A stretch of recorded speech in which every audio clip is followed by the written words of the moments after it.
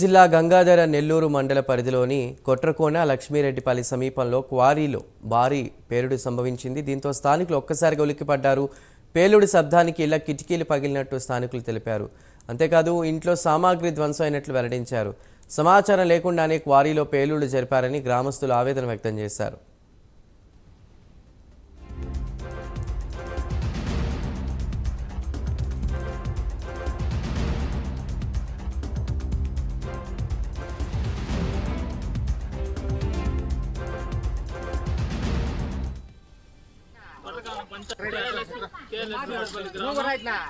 పంచాయతీ మండలం చిత్తూరు డిస్ట్రిక్ట్ మధ్యాహ్నం 2 గంటల ప్రాంతంలో లక్ష్మీరెడ్డిపల్లి 6 కిలోమీటర్ల దగ్గరలో ఉన్న క్వారీ బ్లాస్ట్ జరిగింది. బ్లాస్ట్ జరిగిన తర్వాత ఇంట్లో ఉన్న గ్లాసులు, ఫ్రిడ్జ్లు కానీ, టీవీ కానీ అన్ని ధ్వంసమైనాయి.